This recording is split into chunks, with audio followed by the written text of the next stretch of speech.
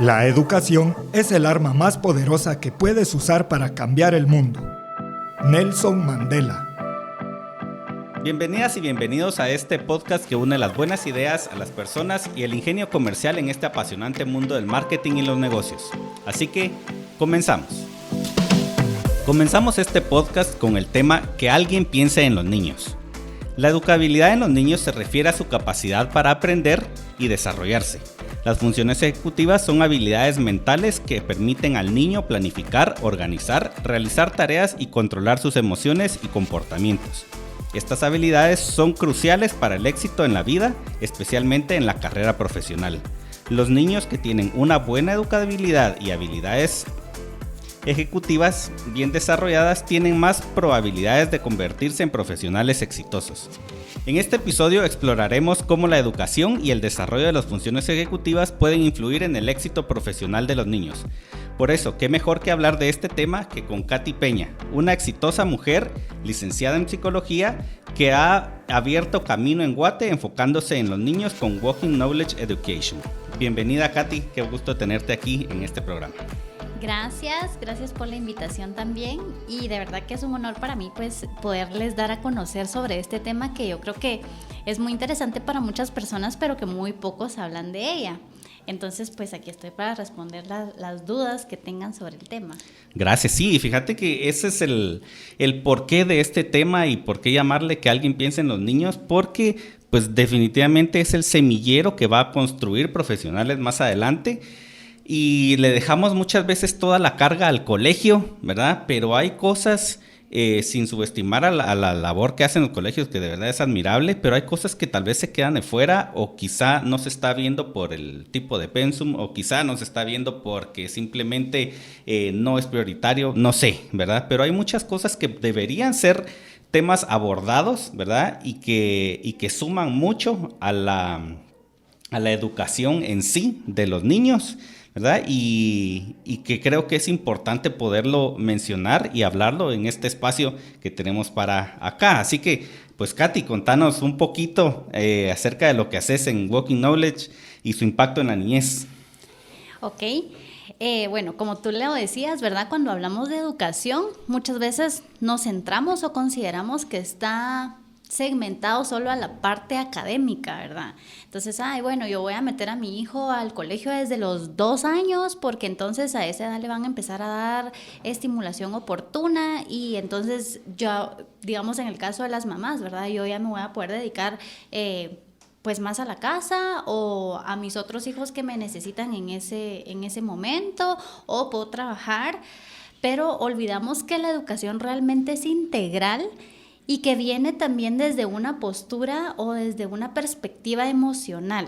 Entonces, lo primero que el niño aprende desde la gestación es las emociones, porque a través de ellas se genera todo el vínculo afectivo, y ese vínculo afectivo es el que va a proporcionarle al niño en su desarrollo todas las habilidades posteriores en su primera infancia, en la segunda. Entonces, las infancias están segmentadas. Y por eso el hablar de educación no es específicamente cuando el niño entra al colegio, sino es crear perfiles de desarrollo. Y cuando se investigan estos perfiles de desarrollo, se investigan desde la gestación. Ya, sí, hombre, y es interesantísimo porque son cosas que tal vez uno pasa por alto, ya sea por desconocimiento o simplemente pues como te decía, le dejan toda esa carga al colegio y uno tal vez no está ni siquiera tan al tanto de qué en realidad le están enseñando en el colegio, más allá de que las tareas que mandaron y que eventualmente ayudamos a los hijos a hacer y nada más, ¿verdad? Pero ¿qué hay allá de fondo? Sí, por ejemplo, también pensamos que en el colegio tenemos las herramientas más apropiadas y entonces, bueno, qué interesante porque ahora el niño está empezando a leer y escribir a los 5 años, ¿verdad? Uh-huh. Y si ya lo puede hacer a los 4, qué buenísimo, y qué pilas es mi hijo, y entonces que ahora lo haga en un segundo idioma y hasta en un tercer idioma, que aprenda a leer, escribir, a contar, a sumar, a restar. Pero antes de eso, la preparación ¿en dónde está? Entonces estamos haciendo a niños maquinitas, porque definitivamente en su cerebro está toda la capacidad de poder hacerlo. Sí. Pero nos estamos olvidando que son niños y la parte del niño es jugar. Yo recuerdo que hace un tiempo una persona dijo, yo no voy a pagar un colegio para que mi hijo vaya a jugar al colegio, ¿verdad? Pero se les estaban perdiendo como esa visibilidad que el jugar es aprender. Claro. Entonces, estos colegios que están llenos de estímulos, colores, olores, sensaciones, están dándole la oportunidad a sus hijos a aprovechar esa primera infancia en donde están todos los hitos del desarrollo posterior. Pero si yo tengo todas estas herramientas dispuestas en un centro educativo y la capacitación de los docentes no es la apropiada, porque puedo tener cubitos de colores, puedo tener figuras con diferentes texturas, puedo tener áreas Montessori, pero entonces lo que hace la maestra recién graduada, y voy a hablar por mí, porque fui 15 años maestra y, ay, qué lindo trabajar en este colegio, y entonces, ay, bueno, tengo que venir a calificar todas estas tareas, me voy a llevar a los niños al área Montessori, y entonces ahí me quedo 45 minutos, que es el tiempo de Montessori, y que ellos vayan a jugar, y que ellos... Mientras yo avanzo aquí. Mientras yo avanzo acá, ajá. Pero realmente, si estoy poniendo el ejemplo de Montessori, es explorar, y el explorar de la vida diaria. Entonces, tienes un salón lleno de elementos y estrategias, y ¿ya te diste cuenta que esto también lo podrías usar en esto? O la forma correcta de utilizar estos elementos es de esta manera, no es solo que lleguen a hacer el destrozo, ¿verdad? Porque está bien hacer desorden, ¿verdad? Pero desde ahí también empezamos a hablar de las funciones ejecutivas, ¿verdad? Ok, ¿con qué vas a jugar hoy? Decide el juego que vas a utilizar. Y con ese juego que vas a utilizar durante tanto tiempo lo vas a usar, o porque alguien más lo quiere. Entonces estás dando oportunidades, estás haciendo interacciones, estás haciendo socialización para que también quienes más pueden armar juntos ese rompecabezas, ¿verdad? Ya se dieron cuenta que alguien más se quiere integrar, háganlo parte de... Entonces dejamos hasta que en la adolescencia es que ella ya no quiere ser mi amiga, ¿verdad? Pero ¿y por qué es que ahora la adolescencia es que es tan compleja y las interacciones entre ellos también? Pero todo viene desde la primera infancia, y esta es una de las áreas que debemos cuidar muchísimo, y los colegios deben capacitar en estas áreas a sus docentes, porque si bien es cierto que las funciones ejecutivas empiezan a desarrollar a partir de los 6 años, todos estos años anteriores nos dieron la preparación para poderlos integrar en su momento adecuado. Sí, hombre, y eso, que después les afecta en la adolescencia y no digamos en el área laboral ya después. Entonces, eso es lo complicado y lo interesante y lo importante de esto, ¿verdad? Por ejemplo, desde chiquitos, lo que tú decías, todos esos elementos que hay en un área Montessori, por decir algo, pues están pensados en un para qué, no son juguetitos, no es entretenimiento que van a hacer los niños, sino hay una razón, hay un por qué, hay un para qué detrás de cada elemento. Sí, y es parte de los estímulos que se les van brindando. Algo que tú decías muy importante cuando yo llego con los papás y les explico pues varias cosas de cómo están integradas las funciones ejecutivas, cómo se deben segmentar, porque lo importante, y por ejemplo eso es parte del éxito que nos ha llevado a nosotros en Walking Knowledge, porque la integración de las funciones ejecutivas se las damos desde el hogar, ¿verdad? Entonces, bueno, sí, es que miren, el colegio lo está yendo mal. Bueno, pero veamos, analicemos la parte de casa, ¿verdad? Cuando llega su hijo, ¿qué responsabilidad tiene? Es que, mire, la única responsabilidad de él es estudiar. Ah, ok, y ya hizo su cama. Cuando llega y después del almuerzo lleva sus trastos a la cocina, ¿con qué ayuda en la casa, verdad? No, es que él tiene niñera, y tiene niñera para darle de comer, tiene niñera para que le haga la cama, para que le haga la lonchera, o sea, tiene 10 niñeras, un solo niño tal vez, pues estoy exagerando, pero sí han pasado casos en donde tienen hasta 2 o 3 niñeras los niños para que hagan cada una de las labores que ellos ya podrían hacer. Entonces cuando uno llega a la casa y les formula nuevas rutinas que los hace hacerse responsables de sí mismos, empezamos a integrar independencia en ellos. Y dicen muchos de los papás, si yo hubiera tenido a una Katy a la edad de mi hijo, dice, ¿verdad? Porque mire, a mí todavía se me olvida, porque mire, a mí todavía me falta.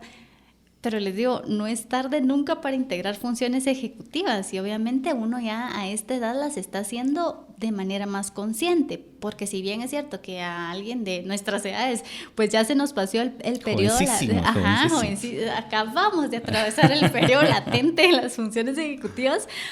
Pero no, o sea, siempre están en constante desarrollo porque van, lo que te decía al inicio, van vinculadas a las emociones. Uh-huh.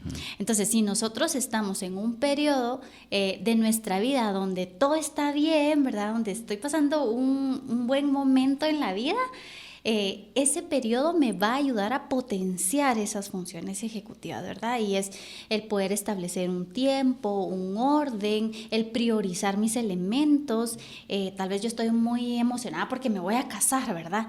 Pero aún así, teniendo toda la carga de la boda, no voy a olvidar los elementos importantes para mi trabajo, porque tengo una fuente de motivación. Entonces tengo que trabajar mucho y porque estoy contenta, ¿verdad? Entonces es lo que libera mis energías para poder ser una mejor persona. Pero si estoy pasando por un proceso de duelo, por ejemplo, me voy a sentir mal, voy a olvidar cosas, voy a postergar otras. Entonces las emociones siempre se van a vincular, no solo en el aprendizaje, sino en nuestro desempeño también. Ok, no, excelente. Y como tú decías que tal vez los niños no son maquinitas, pero tú sí te has convertido en una máquina cuando nos referimos al tema de poder educar y orientar bien a los niños. Pues hoy tenemos la sección que se llama ¡Qué crack!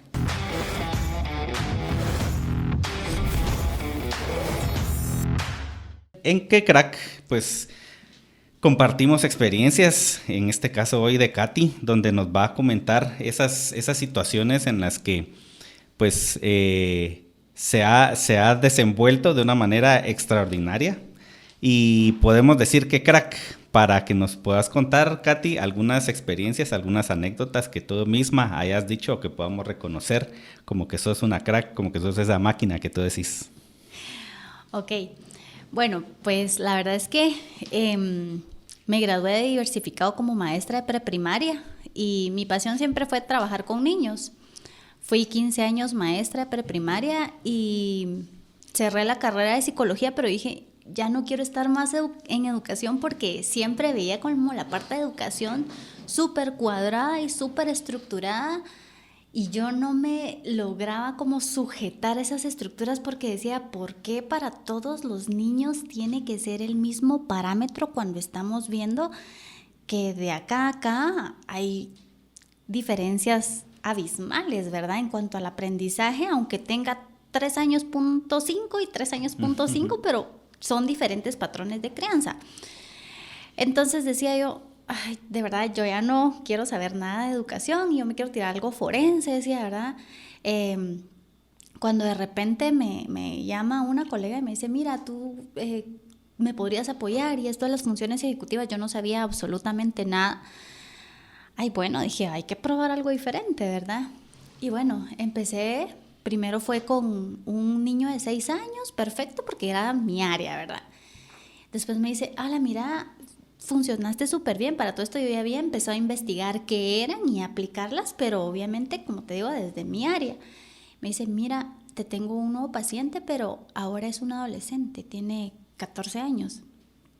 Ay, Dios mío, yo nunca había estado con adolescentes y yo, no sé, ¿verdad? Entonces, bueno, probemos, ¿verdad? Y la verdad es que soy una persona muy determinada que siempre trato de terminar lo que inicio, ¿verdad? Y pues para mi sorpresa, primera paciente, y la verdad es que la niña muy linda, ¿verdad? Muy empática y bueno, dije yo, me gustó, ¿verdad? Me gustó. Te tengo un paciente más. Uy, y este adolescente era un chico de 16 años y sí era de aquellos que nosotros decimos... Cosa seria. Ajá, salgo corriendo. Uh-huh. Pero realmente logramos hacer una buena empatía y ahí empezamos entonces a generar un vínculo en donde yo me di cuenta que los niños adolescentes pueden tener como la misma empatía o sensibilidad que un niño pequeño.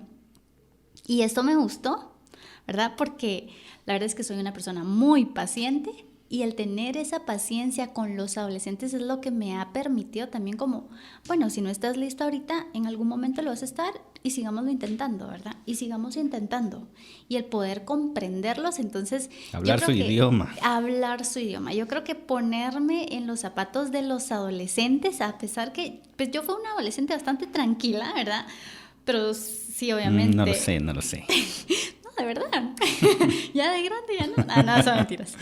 Entonces, después poderme poner en este lugar y que los papás puedan ver que sí se puede generar una comunicación asertiva con los adolescentes, les ha dado mucha tranquilidad a ellos, ¿verdad? Recuerdo una de mis pacientitas también que me dijo la mamá cuando llegué, ay, Katy, solo le pido por favor que no vaya a tirar la toalla al primero o segundo mes porque aquí han desfilado cantidad de tutoras y todas se me van. Porque yo no estoy, me decía, o sea, ni mi esposo ni yo estamos todo el día, venimos hasta tarde de la noche. Y cuando la tutora solo me llama y me dice, mire, muchas gracias, pero ya no. Y la niñera me dijo exactamente lo mismo, ¿verdad? Entonces entro y la niña está que me quería desaparecer con la mirada y entonces le digo... Bueno, entiendo cómo te sientes, pero yo te prometo que esto lo vamos a empezar juntas y vamos a terminar juntas. Y te prometo que voy a terminar siendo tu mejor amiga. Y entonces me dice, yo no me hago amiga de mis tutoras, ¿verdad? Entonces, ahí vas a ver que sí. Y sí, justo, o sea, cada sesión que llegaba, las primeras era que la niña quería desaparecerme, pero poco a poco fue viendo que lograba tener avances y era lo que no había experimentado anteriormente. Entonces después ya ella me llamaba y me decía, mira, necesito ayuda, ¿será que puedes venir otro día? Y entonces después, y me ha pasado con varios, ¿verdad? Entonces después les recuerdo, ¿te acuerdas que me decías al principio? Ay, pero porque al principio no sabía cómo eras, ¿verdad? Entonces, yo creo que no. Sí, yo creo que no se trata solo de mí, sino el poder tener esa confianza en uno mismo, porque creo que tenemos miedo a acercarnos a los adolescentes. Entonces, cuando me dicen, pues, que crack en algo, creo que el poder acercarme a los adolescentes es lo que me ha permitido. Bueno, y otra parte también es que esto sí es como anécdota y al mismo tiempo reto para mí, porque en psicología durante los 5 años llevamos áreas de salud. Empezamos con biología, luego con neuroanatomía, luego, bueno, la clase final es psicofarmacología. Y aquí ves todos los elementos del cerebro y cómo funciona cada parte del cerebro y cuáles son las sustancias que se generan y qué trastornos se generan y bueno, cómo afectan e incluyendo los fármacos, ¿verdad? Entonces, a mí siempre me fue mal y perdí hasta 2 y 3 veces el curso. No estoy orgullosa de eso, ¿verdad? Pero finalmente era la carrera que quería y pues logré obtener el título. Hace un par de años, terminando, en el transcurso de la pandemia, de pronto sale una carrera de maestría llamada neurodidáctica. Entonces, era toda la parte de lo neurobiológico vinculada con el aprendizaje y digo yo, bueno, me voy a meter, ¿verdad? Y de verdad que es algo de lo que tal vez para muchas personas puede ser algo muy fácil, pero para mí fue un reto, ¿verdad? Porque era meterme a algo de lo que para mí siempre fue muy difícil de aprender, pero me di cuenta también que cuando aprendes algo por pasión y a donde vas dirigido, entonces podés alcanzar y atravesar esos retos y transformarlos en algo diferente, que eso fue lo que realmente me dio el impulso para promoverme en Walking Knowledge. Excelente, sí, y lo digo con propiedad, ¿verdad? Cuando tú hablas acerca de hablar el idioma de los adolescentes, pues tengo un hijo adolescente que cabal está ahí recibiendo este seguimiento contigo y de verdad que él está fascinado cuando hablamos del tema, él está encantado contigo, él está bastante anuente a lo que tú digas, a lo que tú le vayas explicando. Y de verdad que sí se nota ese cambio, ¿verdad? Que a pesar de que los adolescentes, de verdad, para todos los que tenemos o tienen por ahí hijos adolescentes, recomendadísima, Katy, para poderles dar ese seguimiento y acompañamiento. porque es importante y tal vez son cosas que uno como papá da por hecho, de que no, pero yo soy el papá, yo soy el que más lo entiendo, o yo soy la mamá. Tal vez no necesariamente, y los adolescentes suelen y solíamos, ¿verdad?, guardarnos muchas cosas para nosotros, y tener a alguien externo, por así decirlo, que llegue y que escarbe y que sepa entenderlos es bien importante, ¿verdad? Porque, pues sí, allá adentro hay todo un mundo, así que, pues qué crack, Katy, ¿verdad? Para poder hacer eso, porque de verdad es otro mundo y que tú has llegado a explorar ese otro mundo y a entenderlo. Así que, pues vamos a seguir avanzando, ¿verdad? Con el programa del episodio. Ya que hay algunas situaciones en las que no podemos tal vez controlarlas, o que quizás no podemos estar tan orgullosos de esas situaciones en las que no nos han salido bien las cosas, planificamos algo y nos sale tal vez todo lo contrario, donde quizá quisimos hasta escondernos bajo tierra para que no nos vieran y decir literalmente trágame tierra.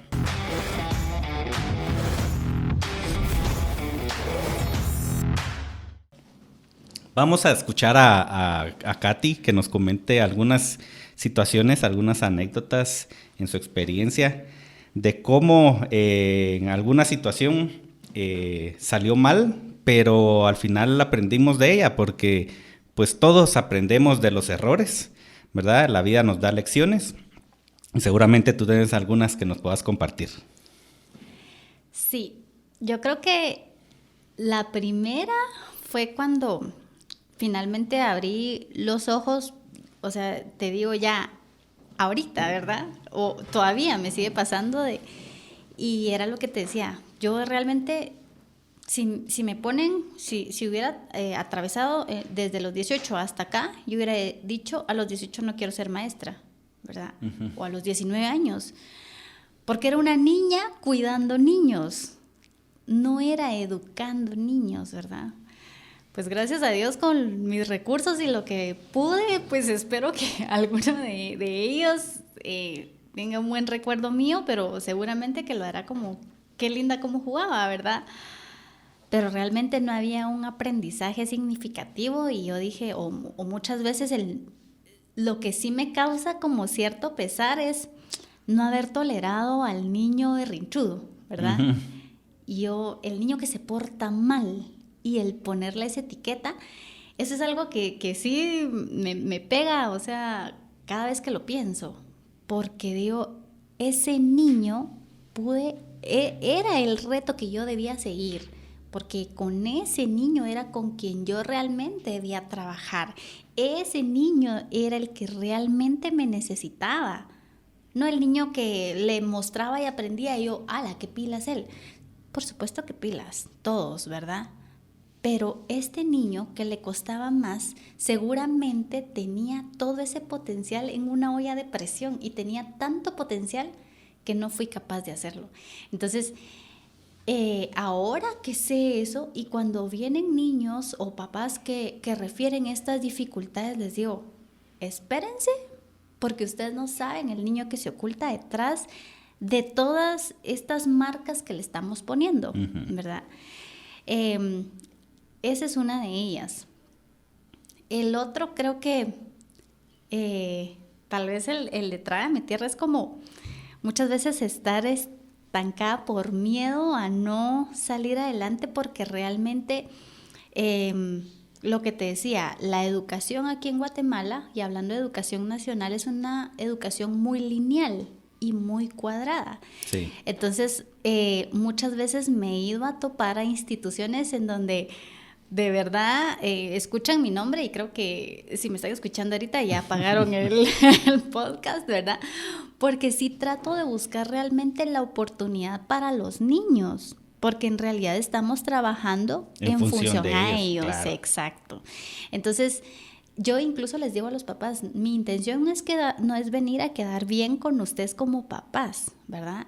Sino empezando porque necesito quedar bien con el niño. ¿Y por qué voy a quedar bien con él? Aunque muchas veces sea permisiva en algunos casos, porque necesito ganarme su confianza, porque a través de ella es donde él mismo se va a sentir cómodo, va a poder ser él mismo y entonces descubrirse a él mismo con todos sus potenciales, pero también con estas cosas que lo limitan y reconocer qué es lo que me está limitando, pero cómo poder ejercerlo. Entonces, sí creo que dentro de lo tal vez que me genera un issue es esto de no poder lidiar todo al día de hoy con la parte educativa, ¿verdad? Porque cuando ya hablando en otros términos, ¿verdad?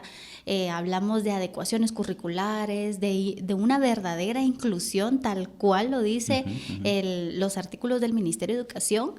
Entonces, los colegios se ponen como, ya viene en son de pelea, ¿verdad? y no es eso, es realmente darle, o sea, si está en un artículo, si está dispuesto en un decreto, es porque está dispuesto para los niños que lo necesiten. Entonces, sí, pero deme el informe, pero dígame específicamente.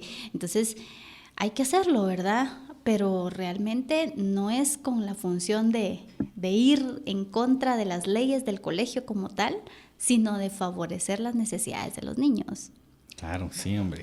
Y es eso, ¿verdad? Porque realmente hay cosas que, pues uno como papá o las instituciones se fijan solamente en lo que dice, en lo que está escrito en los reglamentos, como tú decís, en los decretos, en los artículos, etcétera, pero hay cosas que están fuera de ello o al margen de ello que también son importantísimas y solo por cumplir con un pensum tal vez se descuidan ciertos temas o ciertos aspectos que son tal vez hasta más importantes que otros han ido tomando relevancia dentro de eso mismo. Entonces creo que es ahí donde pues tu rol es importante para poder entender y complementar todo eso que tal vez en el colegio o hasta en casa no se ve. Sí, y yo creo que también el poder también determinar que cada institución tiene la obligación de poderle brindar a todos sus alumnos una educación, si bien es cierto, lineal, pero también consciente, ¿verdad? Entonces, sin ir tan lejos, o sea, cuando un niño tiene una dificultad física, se quebró un brazo, por ejemplo, y el brazo derecho y escribe con la derecha. Sí, sí. Entonces, solo en ese periodo yo tengo que estar consciente que le tengo que hacer una adecuación no solo durante el periodo que el niño va a tener el yeso, sino 2 y 3 semanas posteriores mientras vuelve a recuperar la movilidad. Y esa adecuación no es solo paciencia.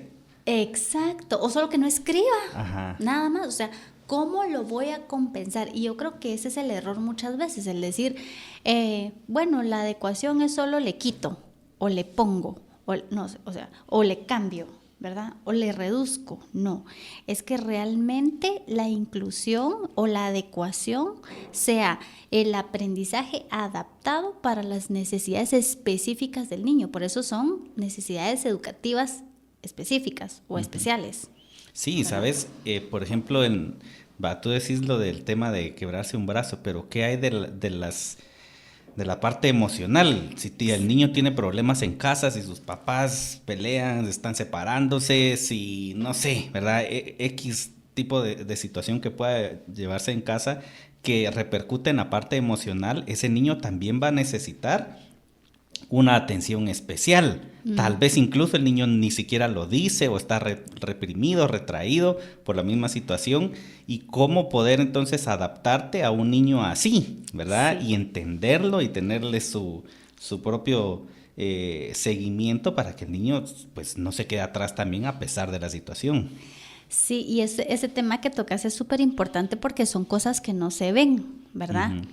Y ahorita yo estoy llevando uno de los casos, te podría decir que más complejos, ¿verdad?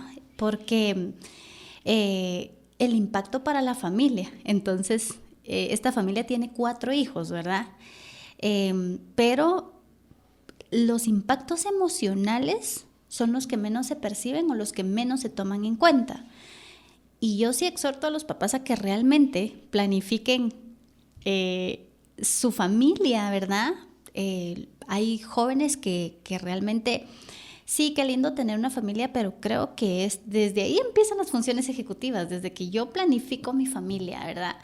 porque entonces no es porque le quiera dar lo mejor a mi hijo, ¿verdad? Entonces le voy a pagar el mejor colegio y las mejores oportunidades, pero lo desatiendo, porque tengo que trabajar de 6 de la mañana a 8 de la noche, entonces nunca lo vi. Ahí está, ¿verdad? El detalle, diría Cantinflas. Sí, y entonces el fin de semana el papá, ay no, déjame descansar porque estoy cansado y ahorita no. ¿Y en qué momento? Cuando sienten el niño ya tiene 13 años y lo están viendo y están pendientes de él porque el niño ya es algo intolerable, ¿verdad? Pero esto viene de los primeros 13 años que pasaron y no estuvieron con él, ¿verdad? Entonces ahorita estoy en una situación con una chica en donde estamos hablando de que está al borde de un trastorno de personalidad. Los trastornos de personalidad se pueden diagnosticar hasta los 16 años, ¿verdad? En edades tempranas. Pero realmente nuestro manual diagnóstico, el DSM-5, nos dice que a partir de los 12 años ya está catalogado de los 18 años ya está catalogado como un trastorno de personalidad en cualquiera de sus aspectos, ¿verdad? Hay muchos. Pero en este caso, ¿verdad? Entonces la mamá me dice, ay, Katy, es que yo no creo que sea para tanto, me dice, ¿verdad? O sea, que ella no tenga ganas de hacer las cosas. O sea, yo entiendo que se sienta mal, pero no es para tanto, que no. Es que créale, de verdad, sí. Para ella eso no es prioridad. Y su mente está fraguando otras cosas muy lejos de lo académico. Ahorita, yo, que soy del área académica, Leo, eso es lo que menos interesa ahorita. Entonces, imagínate que como no se cuidó, digamos, esa primera infancia o los primeros 6 años del niño, yo no es que esté quitándole responsabilidad a los papás, porque los papás deben una gran responsabilidad, los hombres, ¿verdad? Pero lo determinante es el acompañamiento materno. O sea, hasta cuando, es cierto, cómo les vas dando esa independencia, pero ese acompañamiento materno, por ejemplo, para enseñarlos a dormir solos, para enseñarlos a ir al baño, desde ahí se generan muchos vínculos. Pero si tengo niños que el espacio entre niño y niño es de 9 meses o de 1 año, ¿verdad? Entonces, sí. ¿En qué momento tuvieron ese vínculo materno, ese vínculo estrecho? O lo que te decía, la mamá a los 40 días después posparto, entonces ya lo dejó en un daycare y ya se fue a trabajar y se hicieron responsables de él, ¿verdad? Entonces se pierden todos estos aspectos que se van a desencadenar, todo va a tener un desencadenante. Entonces, ¿qué pasó? Prefirió pagar un daycare carísimo a esas alturas, pero ahorita el niño o la niña o la adolescente a los 15, 16 años tiene que tener una interventora en funciones ejecutivas, en este caso yo, que fue la que le diagnosticó o que vio la primera impresión a un desarrollo de trastornos de la conducta, porque yo no te voy a decir en la consulta, mire, su hijo tiene trastorno de personalidad, yo te digo, tiene dificultades en la conducta, entonces consultemos a un neurólogo. Entonces ahora vamos con un neurólogo confirma, entonces ahora refirámoslo a un psiquiatra. Entonces ahora va el psiquiatra y entonces ahora refirámoslo con un especialista en dificultades de la conducta. O sea, ya para esto estás hablando de 4 profesionales, ¿verdad? Sí. Entonces ya no es solo el pediatra de los 0 a los 6 años, pues. Solo para un niño, aparte del colegio y todos los gastos que conlleva. O sea, ya estamos viendo en parte de economía, ¿verdad? Entonces, y buscarle esa educación específica, además de todo, porque no va a encajar en un colegio en donde sea una clase de 25 o 30 niños. Tienes que buscar un colegio que sea especial para él, entre 6, máximo 10 o 12 alumnos, ¿verdad? Sí. No, hombre, y este tema es interesantísimo y da para hablar un montón. Sí, pero yo sí me descoso en esto, perdón. Sí, te damos cuerda.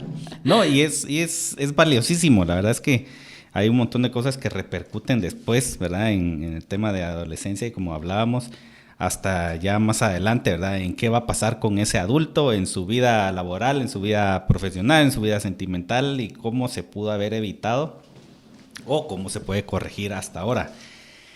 Pero continuando, ¿verdad? Con el tema del podcast, te cuento que ya llegamos a nuestra parte medular, en donde pues nosotros podemos tener un montón de preguntas, pero hay preguntas que la comunidad de internet se hace con respecto a este tema y hemos recopilado algunas de ellas y las tenemos acá frente a nosotros en este bowl. Entonces la mecánica va a ser la siguiente. Vamos a ir sacando unas preguntas. Si quieres comienzas tú, luego yo, luego tú, luego yo, en esa mecánica, para ir viendo qué es lo que la gente pregunta y tratar de responder de una manera breve, ¿verdad? Pero para tratar de abordarlas lo más posible.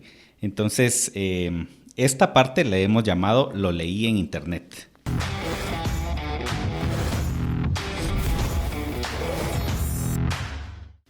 Y lo leí en internet, pues es eso, ¿verdad? Esta recopilación de preguntas que la gente se hace en la comunidad. Así que, pues si quieres, toma la primera y a ver si te sale premiada. A ver si tengo premio. Okay. ¿Lo leo yo? Sí. Sí. Dice, ¿qué son los perfiles de desarrollo en los niños y por qué son importantes para potenciar sus habilidades académicas? Ok. Súper completa y extensa. Bueno, los perfiles de desarrollo creo que es parte de lo que te decía desde un inicio, ¿verdad? Yo personalmente les hago ver a los papás, tenemos diferentes etapas del desarrollo. La primera la vamos a llevar en la primera infancia, que es de los 0 a los 6 años, que son todo el desarrollo de las habilidades motoras primarias y cognitivas. Entonces, aquí solo es la preparación, ¿verdad? O sea, si estoy hablando de un pastelito, aquí lo estoy cocinando, ¿verdad? Uh-huh. Y entonces, a partir de los 7 años empezamos con la niñez temprana. Y esta yo la segmento, o sea, tenemos varios autores, ¿verdad? Pero yo la estoy segmentando, por ejemplo, de los 7 a los 9 años aproximadamente, ¿verdad? Entonces, cada vez que yo hago un inicio y un cierre en esas etapas, yo les llamo picos, porque ahí se van a presentar cambios significativos, o sea, en la conducta, en las emociones, en los potenciales de aprendizaje, y entonces quiere decir que durante ese tiempo yo puedo dar estímulos que cuando den ese salto pueden mejorarse o acondicionar aquellas áreas que todavía no han estado preparadas. Por ejemplo, de los 0 a los 6 años yo te voy a hablar que el niño más o menos de entre los 9 meses, estoy hablando todavía de un niño muy pequeño, pero entre los 9 a los 13 meses aproximadamente, 14 meses, tiene la habilidad para caminar, ¿verdad? Entonces, a que se pare con ayuda, a que empiece a dar sus primeros pasos hasta que se suelta. Entonces, de esa misma manera se van llevando a cabo estas etapas de desarrollo. Después tenemos dentro de los 9 a los 13 años, que es la etapa de preadolescencia. Luego de los 13 a los 18 años, que ya estamos hablando de adolescentes, que en cada año o ahí no hay como un inicio y un cierre, sino que es de darles una continuidad, ¿verdad? Entonces, el perfil de desarrollo lo que nos va a determinar es la capacidad a nivel cognitiva de cómo pueden integrar todos estos elementos emocionales, conductuales y cognitivos. ¿Desde cuándo se empiezan a ver? A partir de los 6 años cumplidos, ¿verdad? 6.3 meses, 6.6. ¿Por qué antes no? Porque son la preparación, es el andamiaje. Entonces, ¿cómo potenciar las habilidades académicas? A través del perfil de desarrollo ya puedo determinar un coeficiente intelectual. Entonces todos hoy por hoy, la gran, qué bien, que quiero saber cuánto tiene mi hijo en coeficiente intelectual. Pero ¿de qué me sirve saber que mi hijo tiene un 130, que estoy hablando de altas capacidades, si el niño no hace tareas, si el niño no hace la cama, si el niño se la pasa en el teléfono todo el día? Entonces, de nada sirve que el niño tenga un perfil cognitivo alto, porque además dentro de ese perfil evaluamos otras 5 áreas que están la memoria, el desarrollo del tiempo dentro de su cerebro, que es la llamada velocidad de procesamiento cognitivo. Pero solo esta área de velocidad de procesamiento cognitivo a veces está tan alterada por el alto impacto que tiene el uso de los dispositivos electrónicos, ¿verdad? Hoy por hoy, pues todo tiene que ser tecnológico, ¿verdad?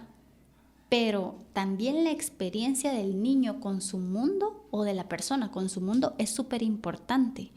Entonces, los perfiles de desarrollo, en ellos también vamos a encontrar nosotros diferentes bloqueos, llamemos así, en donde están determinados como trastornos. Y dentro de ellos podemos trastornos del aprendizaje, trastornos déficit de atención, trastornos del espectro autista, que muchos de ellos ya van a tener un origen más neurobiológico que solamente el estímulo que le esté dando el entorno, ¿verdad? Entonces, si vemos el perfil de desarrollo, se puede ver entorpecido tanto a nivel neurobiológico como a nivel del estímulo del exterior. No, hombre, sí, eso es una crack, hombre. Pues yo entendí la mitad, pero vamos a seguir aquí con otra preguntita. Okay. Esta dice, ¿cómo influyen las funciones ejecutivas en el comportamiento y la socialización de los niños?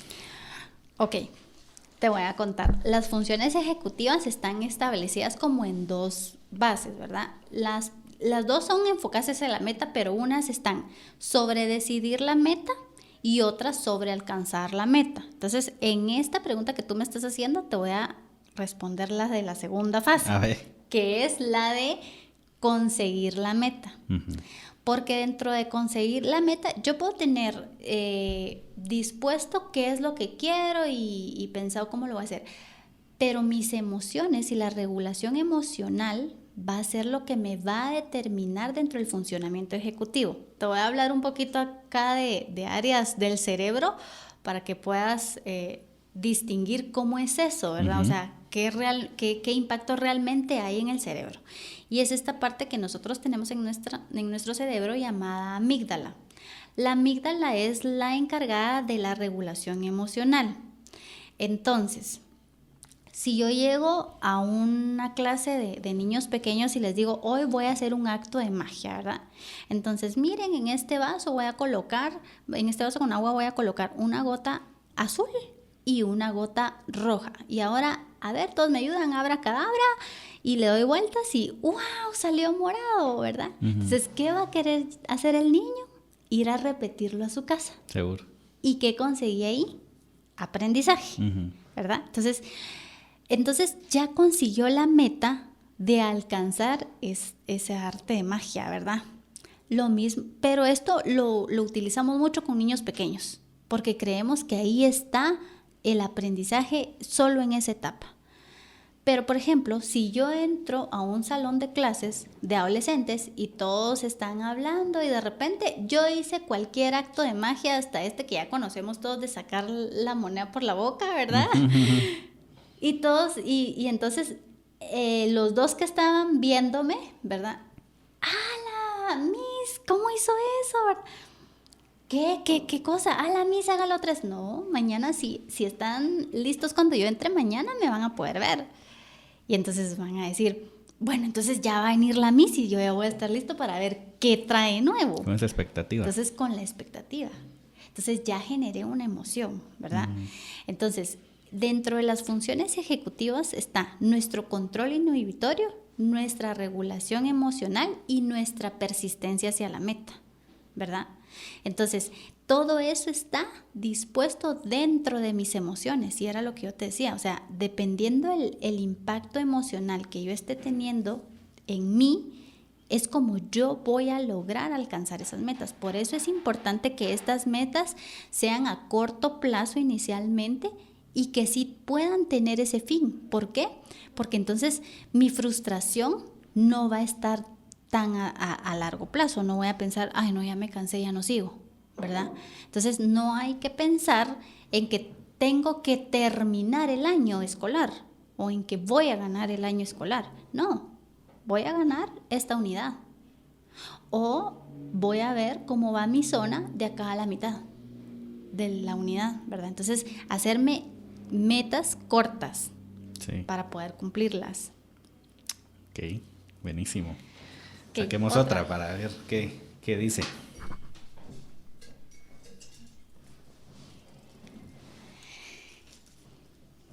¿Cómo se pueden fortalecer las funciones ejecutivas de los niños en el aula y en el hogar? Uy, este es bien importante porque estas dos deben ir estrechas.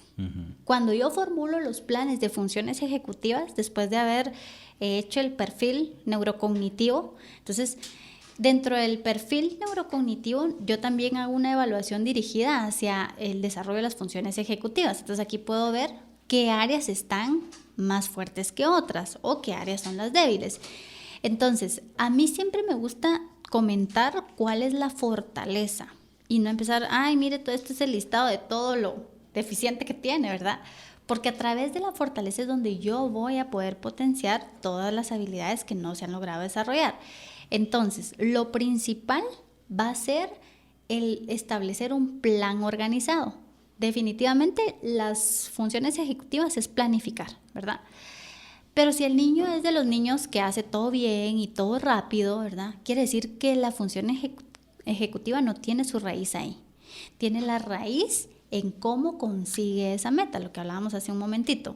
Entonces, lo que yo necesito hacer es establecer las mismas habilidades tanto en casa como en colegio, y es asignarle la responsabilidad al niño, pero dándole un seguimiento continuo.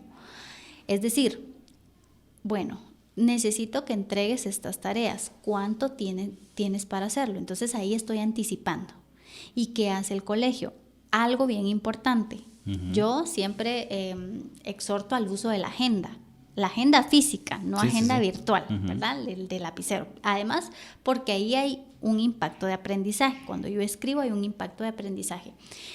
Entonces, la agenda es un agente de organización y planificación recurrente, pero la agenda no es un mediador de quejas. Entonces, así que por favor a los papás y a los maestros, y ahora para eso sí está el correo electrónico, generen sus quejas a través del correo electrónico, pero enséñenles a los niños que la agenda es un agente de recordatorio. Sí, si no se vuelve la agenda algo negativo, ya no la quieren ni voltear a ver. Exacto. Entonces, y así más adelante. Y luego cuando crecen, menos que la usan, ¿verdad? Exacto. Entonces, y porque te da la visibilidad y también te permite, por ejemplo, yo soy de las que lo que voy haciendo lo voy tachando o le voy poniendo un check.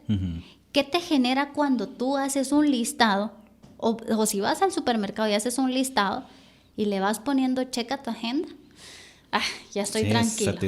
Satisfactorio, ¿verdad? No olvide nada. Entonces, si yo tengo esto en mi agenda, ¿verdad? Bueno, quiero revisar que para el martes 26 tú ya planificaste que tienes que entregar tu proyecto, ¿verdad? Entonces ya lo apuntó, ok, y le revisa la maestra la agenda. Y entonces en casa lo mismo, bueno, aquí tienes un calendario grande y en este calendario tú vas a ir poniendo en qué fechas tienes que ir entregando esos proyectos a largo plazo. Entonces ahí ya estás haciendo una planificación organizada que va de casa a colegio y de colegio a casa, ¿verdad? Porque no hay pierde. Entonces, anticipar en el colegio todos estos eventos, o si va a haber examen, ¿verdad? También programarse para ellos. Los exámenes de unidad, por ejemplo, tú sabes que el fin de semana, antes de la semana de exámenes, no vamos a salir porque ese fin de semana está dispuesto para exámenes y debemos estudiar desde el fin de semana, pero a partir del viernes, entonces ya hacemos ese fin de semana libre, ¿verdad? O incluso yo ya tengo planificado el que, bueno, vamos a ir al zoológico, vamos a ir a la playa, ¿verdad? Algo que les genere una recompensa también, ¿verdad? Y eso es algo bien importante, que las recompensas tienen que ser constantes, pero deben ser significativamente emocionales, no de, una cajita feliz, ¿verdad? O un dulce, o porque ganaste el año te doy un play. No, ¿verdad? Tienen que ser emocionales, es decir, hagamos una noche de cine, nos vamos de viaje en familia, pero un viaje que genere una expectativa en donde haya unión, no donde tú te vas por tu lado y yo con el mío, o llevémonos a tus amigos, entonces tú te diviertes con tus amigos y yo con los míos, ¿verdad? Sino algo que realmente genere ese impacto de cuando tenemos estas edades, ¿verdad?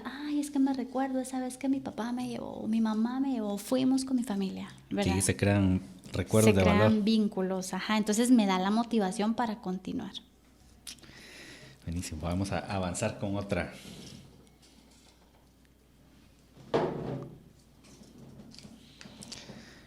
¿Cómo se pueden personalizar las estrategias de enseñanza para adaptarse a los perfiles de desarrollo de los niños?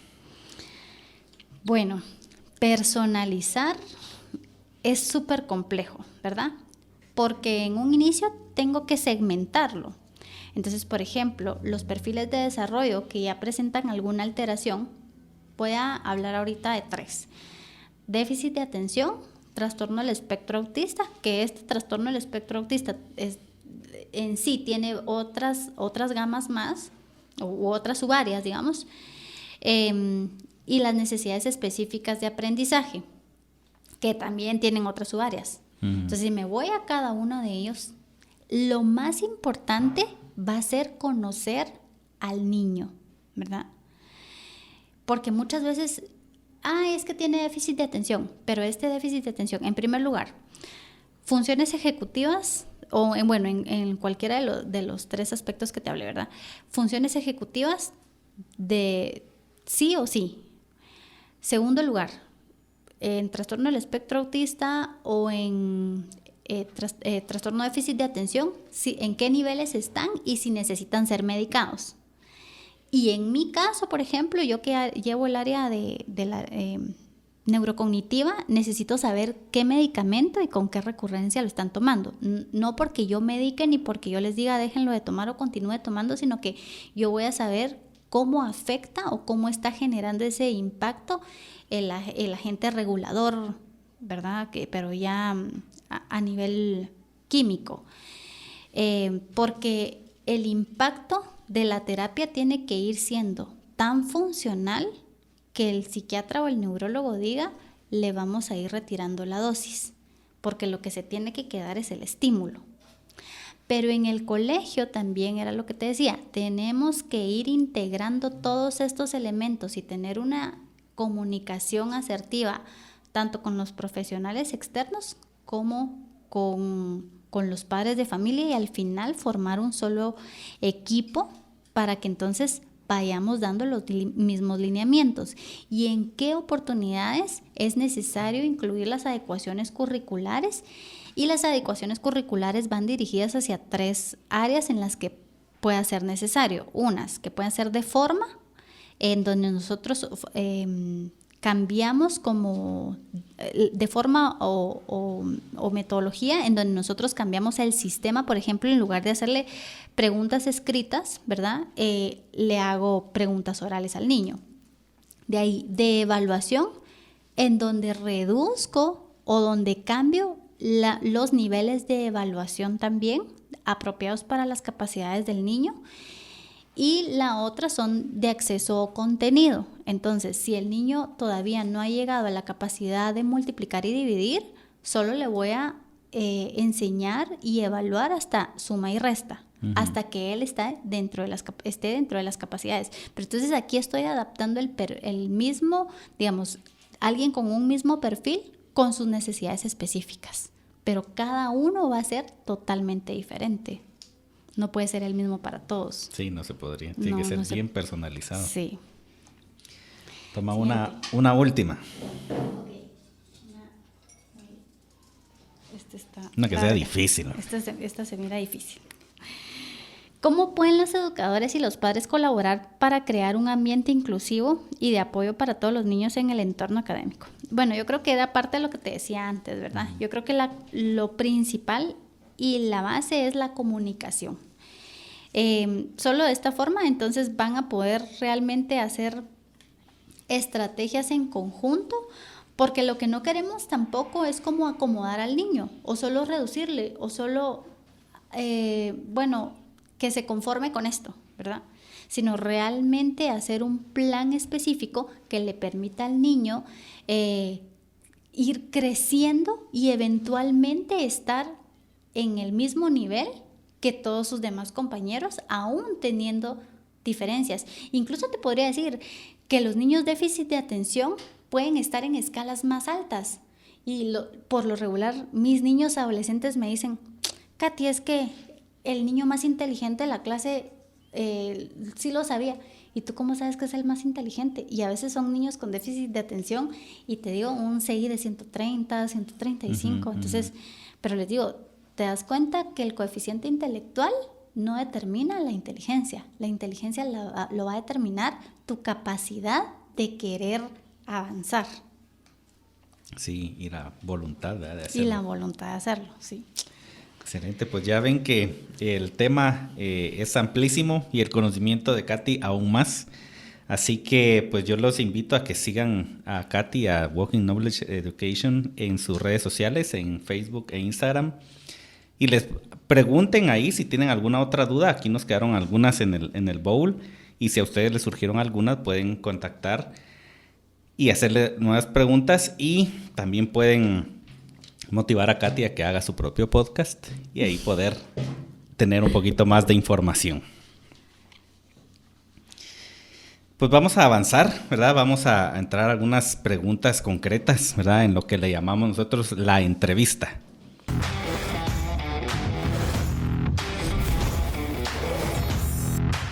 Y acá pues tenemos algunas preguntas que quisiéramos hacerte, Katy, en cuanto a tu experiencia, ¿verdad? Y el impacto que estás creando tú en los niños, en las nuevas generaciones, y cómo tal vez no han podido manejar el tema de sus funciones ejecutivas o cómo poder manejarlas correctamente, ¿verdad? Y quisiéramos preguntarte, por ejemplo, ¿cómo pueden los padres y los educadores utilizar esta información para ayudar a los niños a encontrar su vocación y desarrollar su potencial en la sociedad?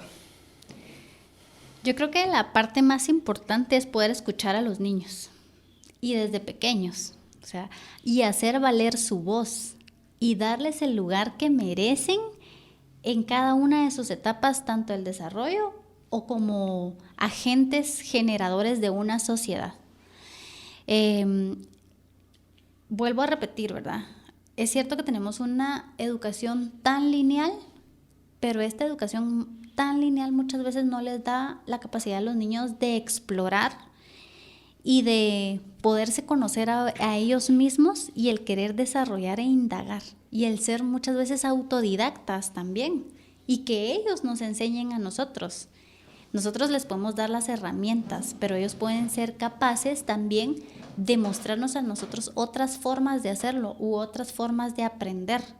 Y creo que ahí estaríamos generando culturas más amplias en conocimiento y más competitivas, pero en una sana competencia. Y entonces podríamos incluso en las áreas de negocio tener a niños pequeños haciendo negocios, ¿verdad? Uh-huh. Y no solo impuestos porque ya tenemos un legado en la familia de médicos o un legado de abogados, ¿verdad? O porque ya tengo una empresa y entonces esta es la que te voy a heredar, uh-huh. Sino realmente qué es lo que el niño quiere. Incluso esto empieza desde pequeños, ¿verdad? Lo que le apasiona. Sí, que ellos aprendan a decidir. Entonces creo que esa es la mejor herramienta y estrategia que tanto en casa como en colegio podemos hacer. Y eso va incluso mucho más allá de solo llevar una rúbrica de las funciones ejecutivas, sino es hacerlos pensar. Ok. No, y al escucharte hablar, de verdad que pues uno se interesa más por este tipo de temas y situaciones, sobre todo para los que somos papás, ¿verdad? Y pues quisiéramos preguntarte, Katy, ¿cómo fue que surgió Walking Knowledge? Para que nos contes un poquito ahí del background de manera breve. Ok. Bueno, realmente Walking Knowledge tiene varios trasfondos personales, académicos. Como te digo, la verdad es que siempre he sido una persona de estar constantemente estudiando e innovando, ¿verdad? Y yo ya desarrollaba como todo esto que te estoy contando a nivel personal y pues hasta ahí, ¿verdad? Hasta que sí hubo alguien que me impulsó a decirme, bueno, tenés todas estas habilidades y conoces toda esta parte que nadie más se atreve a hacer. ¿por qué no lo empiezas a formar, verdad? Entonces, realmente Walking Knowledge está enfocado hacia un futuro no muy lejano, el poder seguir ser un centro educativo que sea realmente inclusivo. Pero cuando hablamos de inclusión muchas veces nos asustamos porque pensamos que solo van a haber niños con dificultades y que son estos niños, entre comillas, problema, ¿verdad? Pero yo sé que son niños con muchas más habilidades. Y realmente para mí Walking Knowledge es como ese bebé en crecimiento ahorita, ¿verdad? Sí. Y que realmente le está dando la oportunidad a muchas familias, no solo niños, sino a muchas familias a cambiar, porque cuando un niño entra, la familia cambia. Sí, hombre, y tiene un potencial enorme, de verdad, tiene un potencial enorme porque hay mucho que hacer por los niños y en esa parte complementaria y de soporte, que creo que ahí entras perfectamente.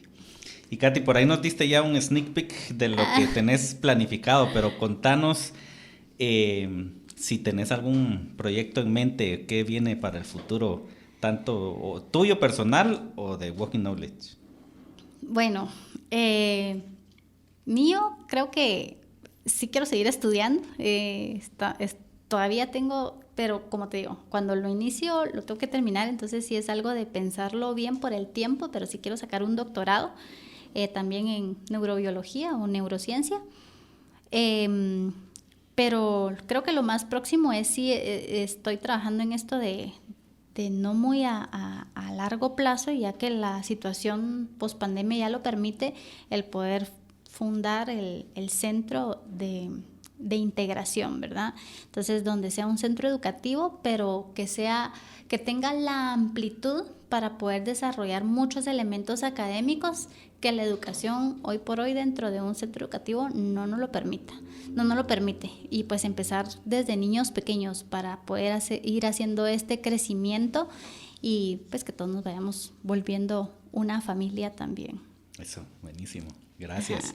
Gracias, Katy. Pues queremos agradecerte tu tiempo, el haber venido aquí a compartir con nosotros de tu conocimiento, de tus experiencias, de tus planes, de tus proyectos, de lo que te ha pasado, de tantas cosas que te ha tocado vivir a lo largo de tu carrera profesional y cómo estás impactando a los niños. Así que pues nosotros muy agradecidos y honrados de tenerte por aquí. Si nos quisieras dejar con alguna reflexión o pensamiento final para despedirnos de este episodio. Sí, no, gracias a ustedes también por la invitación y bueno, yo creo que a todos los que tienen hijos, ¿verdad? Ahí está el desarrollo del futuro de no solo de Guatemala, sino que de una sociedad y sobre todo que la educación empieza por el amor y que no hay educación sin una fuente de motivación. Sí, definitivamente. Pues gracias, Katy, y gracias a todos por estar en sintonía de este programa, ¿verdad? Queremos invitarlas a seguir nuestras redes sociales, a comentar acerca del tema. Si quieren ampliar acerca de esto, podemos compartir por ahí. Si quisieran venir al programa a exponer algo de las experiencias de ustedes, si tienen alguna especialidad que quisieran venir a compartir acá el podcast, están cordialmente invitados, se comunican con nosotros y podemos agendarlo. Así que, pues gracias por estar en sintonía y hasta la próxima.